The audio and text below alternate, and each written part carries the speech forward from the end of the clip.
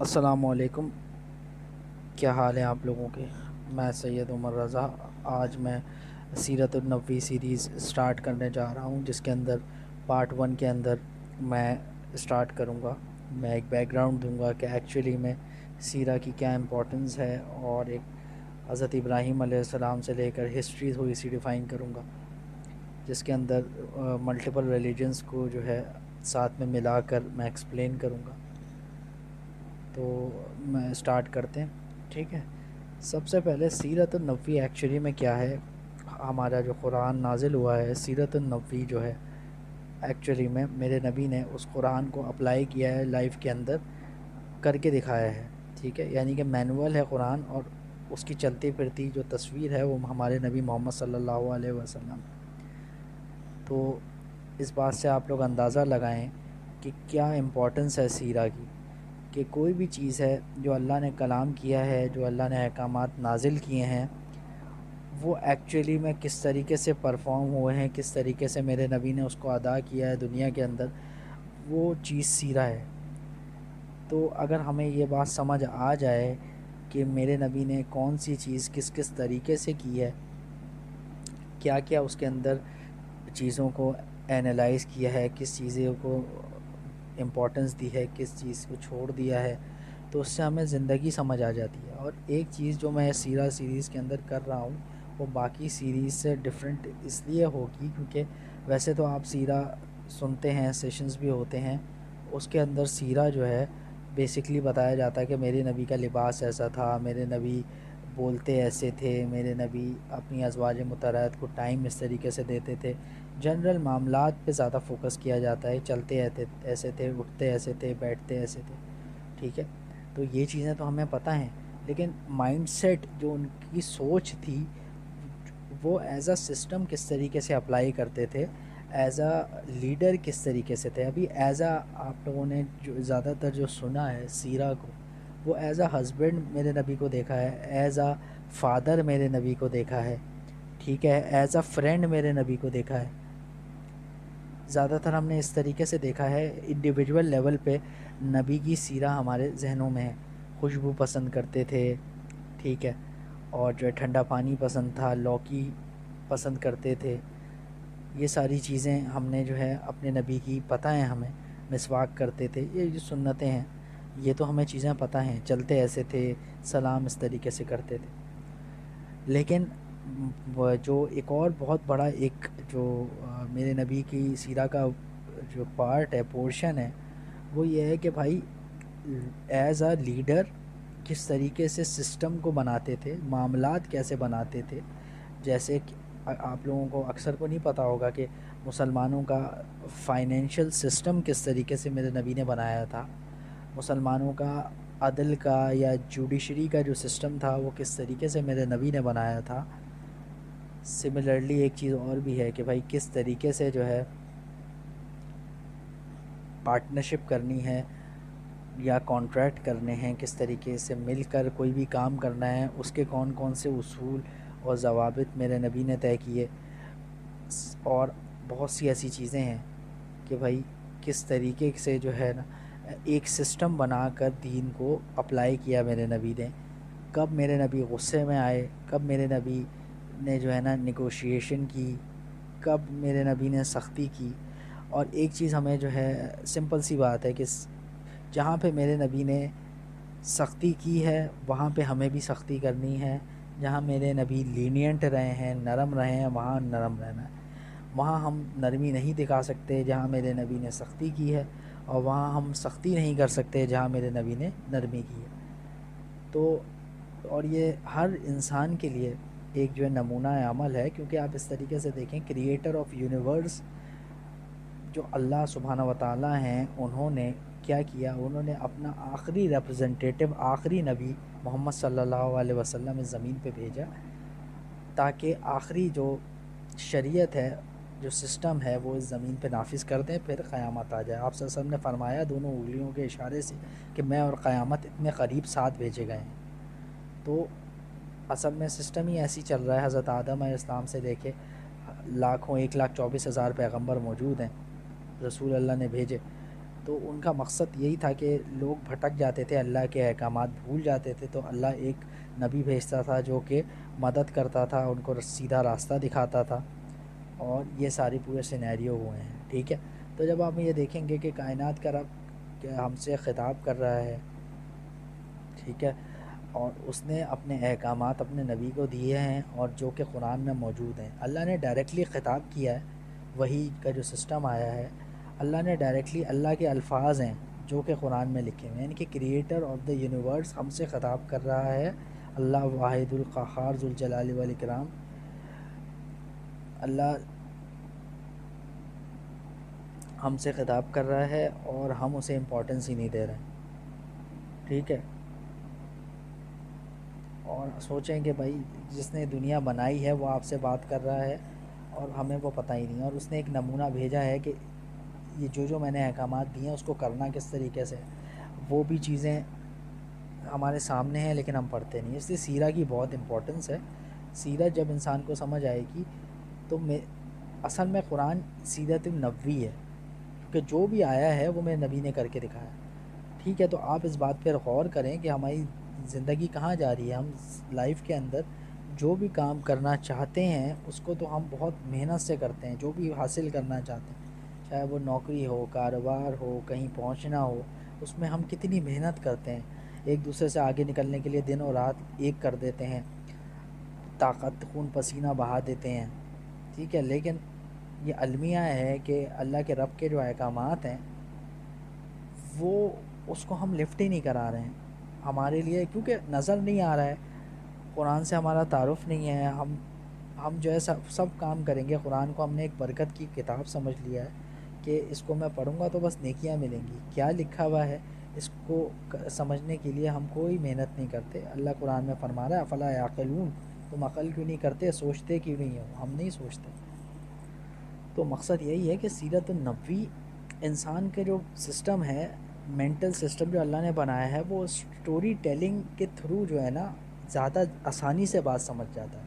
اب سیرت النبوی جب ایکسپلین کر کے ایز اے سٹوری ہم اس کو امپلیمنٹ کرنے کی کوشش کریں گے، اس کو سنیں گے، تو نہ صرف ہمیں ثواب ملے گا بلکہ ہماری زندگیاں بہتر ہو جائیں گی. اور شاید اسی وجہ سے ہمیں اللہ بخش دے، کیونکہ اللہ کی پکڑ بہت سخت ہے. اللہ نے دنیا میں ایک امتحان کے لیے بھیجا ہے، پھر اللہ عدالت لگائیں گے اور جنت و دوزخ میں ڈال دیں گے. اور اللہ کی پکڑ بہت سخت ہے. اللہ رحیم و کریم تو ہے، لیکن رحیم و کریم ان کے لیے ہے جن کی نیت ہو کہ اللہ کے احکامات کو اپنانا ہے. اللہ نے جو ہم سے جو اللہ نے ہمیں کام کرنے کو کہے ہیں ہم ان کو پورا کر رہے ہوں، اس میں کمی کوتاہی ہو جائے تو اللہ رحیم و کریم ہے. لیکن میں اگر اللہ کے احکامات کو جھٹلا دوں گا تو اللہ کے رحم کو میں ایکسپیکٹ نہیں کر سکتا. پھر واحد القہار ہو جائے گا اللہ، اور اللہ بدلہ لینے والا ہے. ٹھیک ہے، تو آپ کیا کرتے ہو، اللہ کو عاجز کر دیں گے ہم لوگ. تو ہماری بیسیکلی یہ کانسیپٹ کلیئر نہیں ہے، اور یہ کانسیپٹ اس وقت تک کلیئر نہیں ہوں گے کہ جب ہم اس بات کو اس اینگل سے نہیں سمجھیں گے جو اس کی امپورٹنس ہے. ٹھیک ہے، تو میں آپ لوگوں کو بتا رہا ہوں اگر آپ سیرہ کو صحیح طریقے سے پڑھیں، اس کو لائف میں اپلائی کریں، تو آپ جو کام کرنا چاہتے ہیں نا، میں فار ایگزامپل میں ایک بہت بڑا سرجن بننا چاہتا ہوں، میں ایک بہت بڑا بزنس مین بننا چاہتا ہوں، میں ایک بہت بڑا لیڈر بننا چاہتا ہوں، کچھ بھی بننا چاہتا ہوں، ہر چیز کی گائیڈنس میرے نبی کی سیرہ میں موجود ہے. ٹھیک ہے، اور جو یہ قرآن ہے یہ کل علم ہے. پوری کائنات کے سارے علم بھی جمع کر دیے جائیں، دنیا ایوالو ہو جائے، پورے سائنسدان لگ کے سب کچھ بھی کر کے نکال دیں گے نا، تب بھی قرآن ان سب کو سپرسیڈ کرے گا. کیونکہ قرآن اللہ کا کلام ہے، کائنات کا رب کلام کر رہا ہے، مینول ہے اس دنیا کا، اس انسان کا. ٹھیک ہے، تو یہ باتیں تھیں. اب تھوڑی سی بات کر لیتے ہیں، سیرہ کی امپورٹنس میں نے کر دی. اب بات کرتے ہیں ابراہیم علیہ السلام کی، ہم بات کرتے ہیں. ٹھیک ہے، بہت بڑے پیغمبر ہیں. ٹھیک ہے، 7ویں آسمان پر ابھی موجود ہیں. حضرت ابراہیم علیہ السلام سے ہی ملت ابیکم ابراہیم سماکم المسلمون، اللہ نے فرمایا ہے سماکم المسلمین، یعنی کہ بھائی ہم، اللہ نے مسلمان کہا ہے سب کو، جب سے حضرت ابراہیم علیہ السلام کی جو شریعت ہے وہ اس دنیا پہ اپلائی ہو رہی ہے. ٹھیک ہے، تو ابراہیم علیہ السلام جو ہیں وہ شریعت وہاں سے شریعت ایک اسٹارٹ ہوئی ہے جو کہ ابھی تک چلتی آ رہی ہے. اس کو پہلے یہودیوں کو اللہ نے دی تورا کے فارم میں، توریت کے فارم میں، ٹھیک ہے. پھر اس کے بعد جو ہے انجیل کے فارم میں عیسائیوں کو دی، لیکن لوگوں نے کتابوں میں تحریف کر دی، اپنا قلم چلا لیے. تو اسی لیے ابراہیم علیہ السلام بہت امپورٹنٹ ہیں کہ بنی اسرائیل اور بنی اسماعیل یہ دو ایسی چیزیں ہیں. ٹھیک ہے. تو ابراہیم علیہ السلام کے دو بیٹے تھے، اسحاق علیہ السلام اور اسماعیل علیہ السلام. ٹھیک ہے. دو بیویاں تھیں، حضرت سارہ علیہ السلام اور حضرت حاجرہ علیہ السلام. حضرت سارہ علیہ السلام سے حضرت اسحاق علیہ السلام ہے، اور حضرت حاجرہ علیہ السلام سے حضرت اسماعیل علیہ السلام. پہلی بیوی حضرت سارہ علیہ السلام ہے جو کہ ایک بادشاہ کی بیٹی تھیں، اور جو حضرت حاجرہ علیہ السلام ہے وہ ایک روایت کے مطابق کوئی کنیز تھیں. ٹھیک ہے. تو جو بنی اسرائیل کی قوم ہے، یہود جو ہے، وہ حضرت اسحاق علیہ السلام سے ہیں. حضرت اسحاق، حضرت یعقوب، حضرت یوسف، یہ جو چین ہے یہ چلتی ہوئی آئی ہے، جس میں سے بنی اسرائیل میں ہی زیادہ تر نبی، تقریباً سارے ہی بنی اسرائیل میں آئے ہیں. اور اس لیے یہود کو ہم سے جو ہے مسلمانوں کے ساتھ ایک گرج تھا کہ بھائی سب کچھ تو ہمارے اس میں آیا ہے، اور جو ہے آخری نبی تمہارے بنی اسماعیل میں سے آ گیا. پھر ایک چیز اور یہ بھی ہے کہ ان کی جو بیوی سارہ تھیں، حضرت سارہ علیہ السلام، وہ ایک بادشاہ کی بیٹی تھیں. حضرت حاجرہ علیہ السلام جو ہے وہ ایک کنیز تھی. تو وہ کہتے تھے کہ بھائی بنی اسرائیل کو ہمیشہ فوقیت ہوگی، یعنی کہ اسحاق کو فوقیت ہے، وہ سپر ہے، سپر سیڈ کیا ہوا ہے اس نے اسماعیل کے مقابلے میں. تو یہ ان کی سوچ ہے. اور بہت سی روایتوں میں یہود کے یہ بھی آیا ہے کہ جو ذبح کرنے کا حکم آیا تھا نا حضرت اسماعیل علیہ السلام کو کہ بیٹے کو ذبح کرو، قربان کرو، تو وہ جو ہے حضرت اسحاق علیہ السلام کے لیے آیا ہے، حضرت اسماعیل علیہ السلام کے لیے نہیں آیا ہے. تو یہ بھی چیزیں ہیں، لیکن ہمیں تو پتہ ہے قرآن نے بتا دیا کہ اسماعیل علیہ السلام کو قربانی کرنے کے لیے کہا تھا. تو اب یہ دیکھیں کہ یہ کیسا پیغمبر ہے. حضرت ابراہیم علیہ السلام کو اللہ نے ہر طریقے سے آزمایا ہے، اور وہ اس آزمائش میں پورے اترے ہیں. ٹھیک ہے. تو اس لیے اللہ نے ان کو اپنا دوست کہا ہے، خلیل اللہ. ٹھیک ہے. ابراہیم خلیل اللہ، اللہ کے دوست ہیں. اور ایسی ایسی چیزیں، آگ میں ان کو پھینکا گیا ہے، اور بیٹا 80 سال کے بعد بیٹا اللہ ان کو دیتا ہے اور اس کی قربانی مانگ لیتا ہے اللہ. تو کس کس طریقے سے آزمایا گیا ہے. اور ہر امتحان میں ابراہیم علیہ السلام نے جو ہے نا وہ سرخرو ہوئے ہیں. تو اللہ نے ایز این ایگزامپل سیٹ کیا، اور ابھی 7ویں آسمان پہ ابراہیم علیہ السلام. تو آپ یہ دیکھیں کہ کس لیول پہ حضرت ابراہیم علیہ السلام کی امپورٹنس ہے. اور اگر ہم دیکھیں کامنالٹیز، تو بہت سی چیزیں مشترکہ ہیں میرے نبی کے اندر اور ابراہیم علیہ السلام کے اندر. ٹھیک ہے. تو یہ چیزیں تھیں. اب جو ہے آپ یہ دیکھیں کہ جو کامنالٹیز، ہم جو کیا کیا چیزیں مشترکہ ہیں میرے نبی کی اور حضرت ابراہیم علیہ السلام کی. اب جو میرے آپ صلی اللہ علیہ وسلم کے جو دادا تھے حضرت عبد المطلب، ان کو بھی خواب آیا تھا کہ جو ہے انہوں نے بھی منت مانگنی تھی کہ ان کا ایک، اللہ نے ان کو 7 بیٹے دیے تھے. ٹھیک ہے. اور انہوں نے کہا تھا کہ میں ایک بیٹا اللہ کی راہ میں قربان کر دوں گا. تو جب بھی جو ہے وہ قرعہ ڈالتے تھے تو حضرت عبداللہ کا نام آتا تھا. بہت زیادہ محبوب تھے. جو آپ صلی اللہ علیہ وسلم کے والد صاحب تھے حضرت عبداللہ، وہ بہت محبوب تھے حضرت عبد المطلب کو. تو کسی نے ان کو مشورہ دیا تم ایک کام کرو، تم جو ہے قرعہ ڈالو، اونٹ ایک طرف اونٹ ڈالو اور ایک طرف عبداللہ ڈالو. اور جب بھی وہ ڈالتے تھے اور اونٹوں کی تعداد بڑھاتے جاؤ، تو وہ بڑھاتے گئے، 2 اونٹ کیے، 10 اونٹ کیے، بڑھاتے گئے. پھر 100 اونٹ پہ جو قرعہ اندازی ہوئی تو وہ اونٹوں کے نام آئے، انہوں نے 100 اونٹ قربان کیے. تو آپ دیکھیں کہ میرے نبی کے والد کے ساتھ بھی سیم معاملہ ہوا تھا. تو یہ ایک چیز ہے. پھر اس کے بعد اب آپ یہ دیکھیں یہ ریلیجنز آ گئے. اب جو شریعت ہے اللہ کی وہ مور اور لیس سیم ہی چلی آ رہی ہے جو ابراہیم علیہ السلام سے. لوگوں نے اس کو غلط کیا، چینج کیا. جبھی تو اللہ تعالیٰ نے قرآن مجید کے لیے فرما دیا کہ ہم نے اسے نازل کیا اور ہم ہی اس کے حفاظت کے ذمہ دار ہیں. یعنی کہ اللہ نے رسپانسبلٹی خود لے لی کہ میں اس میں چینجز آنے نہیں دوں گا، میں اس کی حفاظت خود کروں گا. کیونکہ پہلے جو کتابیں ہیں اس میں جو ہے نا لوگوں نے چینجز کر دی. ان کے علماء جو تھے انہوں نے اپنا قلم چینج کر کے اپنے حساب سے توریت و زبور و انجیل کو چینج کر دیا. لیکن قرآن کی حفاظت کا جب ہی اللہ نے خود ذمہ دیا کہ بھائی یہ میرے نبی آخری نبی میں نے بھیجا ہے، یا آخری نشانی ہے اس کی، میں خود حفاظت کروں گا تاکہ شریعت صحیح طریقے سے جو ہے نا لوگوں میں جا سکے اور امپلیمنٹ ہو سکے. تو آپ دیکھیں کتنی امپورٹنس ہے ان چیزوں کی. اور ہمارا ایمان بھی ہے باقی کتابوں پہ. اللہ نے کہا ہے بھائی اب اللہ کی جو اتری ہوئی کتابیں ہیں ان پہ ایمان لانا ہمارے ایمان کا حصہ ہے، کہ اس پہ یقین کرنا ہمارے ایمان کا حصہ ہے. تو یہ چیزیں تھیں، یہ پورا سینیریو تھا.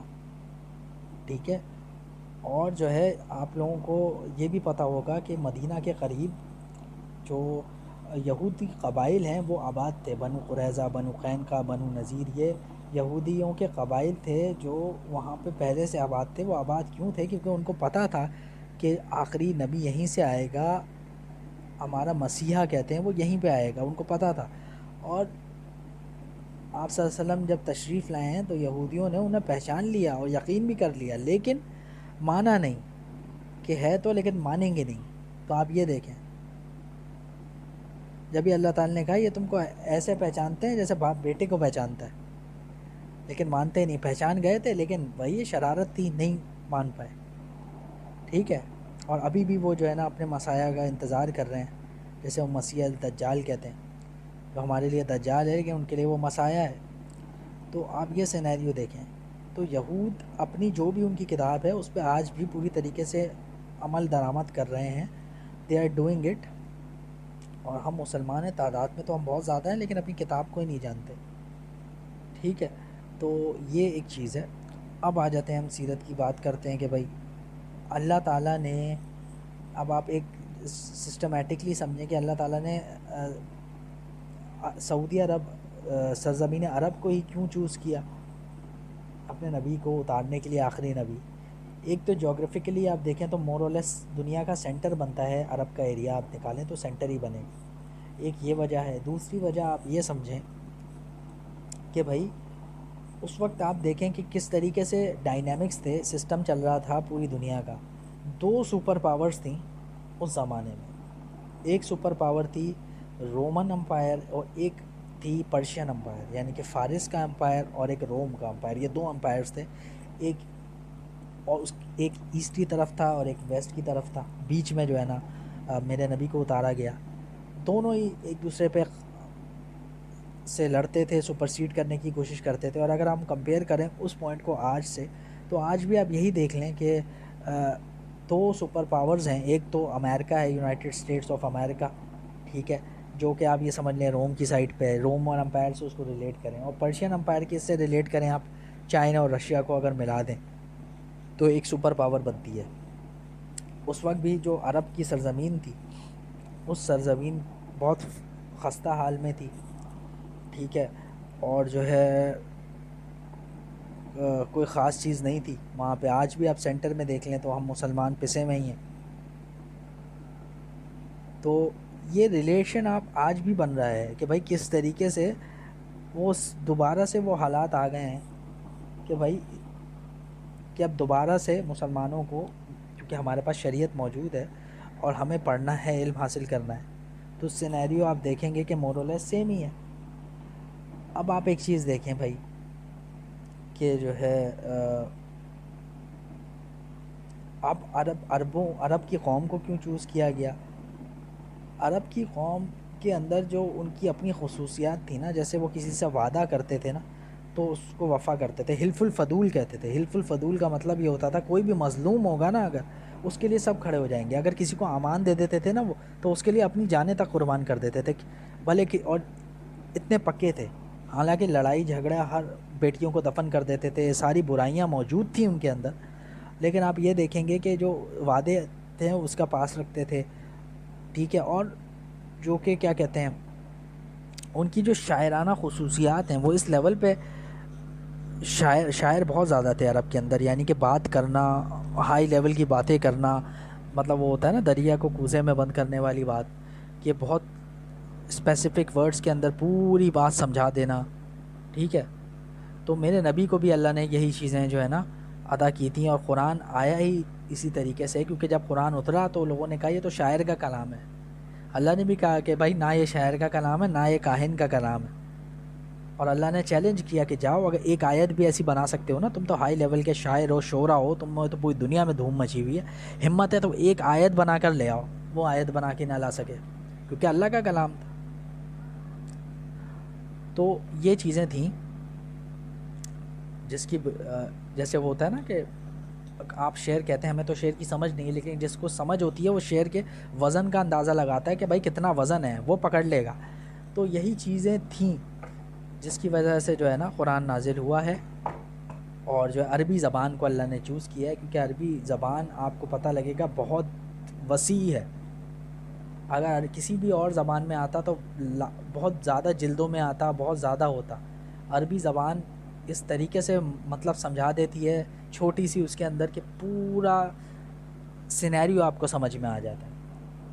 ٹھیک ہے، تو اس پہ غور کریں اس چیز کے اوپر کہ کس طریقے سے سسٹم تھا، کس طریقے سے میرے نبی تھے، کیا ہوا ان کے اوپر۔ اب آپ یہ دیکھیں گے کہ بھائی میرے نبی کو اللہ نے اس دنیا میں اتارا۔ میرے نبی کی والدہ کا نام بی بی آمنہ تھا، ان کے والد کا نام حضرت عبداللہ تھا۔ اور آپ یہ دیکھیں کہ آپ صلی اللہ علیہ وسلم کو بچپن ہی میں ماں باپ اللہ نے واپس چھین لیا، اور خود پرورش کی اللہ نے اپنے ہاتھوں سے، اپنے ہی انڈر میں اپنے نبی کو پالا ہے، بڑا کیا ہے۔ اور آپ یہ دیکھیں جب تک میرے نبی نے نبوت کا دعویٰ نہیں کیا تھا، جب تک ان کے اندر کون سے جو ایٹریبیوٹس تھے وہ ڈیولپ کیے گئے تھے۔ سچائی تھی، امانت داری تھی، ٹھیک ہے، سچ بولتے تھے، اور امانتیں پورے عرب والے ان کے پاس رکھواتے تھے۔ صادق و امین کا لقب عرب والوں نے ان کو دیا ہوا تھا، بنو ہاشم سے تھے، ٹھیک ہے۔ جو بھی انبیاء اکرام ہوتے ہیں نا، ان کا جو نسب ہوتا ہے وہ پاک ہوتا ہے۔ اس کا مطلب یہ ہے کہ کوئی بھی جو بچہ اس کے اندر پیدا ہوتا ہے وہ بغیر ویڈ لاک کے نہیں ہوتا، یعنی کہ ضرور نکاح ہوا ہوتا ہے، اور سارے پاک رکھتا ہے اللہ۔ آدم علیہ السلام سے لے کے آپ صلی اللہ علیہ وسلم کی پوری چین جو ہے وہ پاک ہے، ٹھیک ہے۔ تو اللہ اس کو محفوظ رکھتا ہے، ٹھیک ہے۔ پھر ایک چیز اور یہ ہے کہ عرب کے اندر جو ہے ایک رواج تھا کہ جب جو ہے کوئی بچہ چھوٹا ہوتا تھا تو دائیاں آ جاتی تھیں، وہ گاؤں میں لے جا کر دودھ پلاتی تھیں۔ مقصد یہ بھی تھا کہ عربی کی جو ٹریڈیشنل عربی لینگویج ہے، ریئل عربی لینگویج، وہ بچے کے اندر ڈیولپ ہو جائے، یہ بھی ایک چیز ہوتی تھی۔ تو آپ صلی اللہ علیہ وسلم کو بی بی حلیمہ کو دیا گیا تھا، اور انہوں نے دودھ پلایا ہے۔ اور لوگ کہتے ہیں کہ معجزہ ہے وہاں پہ، معجزات یہ ہوئے ہیں کہ جب حضرت حلیمہ، یہ جو گاؤں سے عورتیں آتی تھیں امیر عرب کے لوگوں کے بچوں کو لینے کے لیے، تو بی بی حلیمہ کو کوئی بھی جو ہے دے نہیں رہا تھا کیونکہ ان کا دودھ خشک ہو گیا، لیکن آپ صلی اللہ علیہ وسلم کو انہوں نے گود میں لیا ہے اور انہوں نے دودھ پلانا شروع کیا ہے، تو اللہ کی برکت سے دودھ آنا شروع ہو گیا۔ تو اور آپ صلی اللہ علیہ وسلم کسی اور کا دودھ ایکسیپٹ بھی نہیں کر رہے تھے۔ تو آپ یہ دیکھیں کتنے معجزے اللہ نے وہاں پہ کر کے دیے اپنے نبی کے لیے۔ ابھی ایک بچہ ہے، ٹھیک ہے، تو آپ یہ سمجھیں کہ بھائی وہاں پہ پرورش ہوئی ہے بچپن کے اندر بی بی حلیمہ کے ہاں، اور حضرت عبد المطلب نے جو ہے پالا ہے شروع میں، پھر ان کا انتقال ہو گیا، تو حضرت ابو طالب رضی اللہ تعالیٰ عنہ جو ان کے چچا تھے، انہوں نے جو ہے ان کی جو ہے ذمہ داری کی، حضرت عبد المطلب نے ان کو سپورٹ کیا تھا، اور حضرت ابو طالب کے بیٹے تھے حضرت علی رضی اللہ تعالیٰ عنہ، اور جو ہے یہ پوری جو ہے سینیریو تھا۔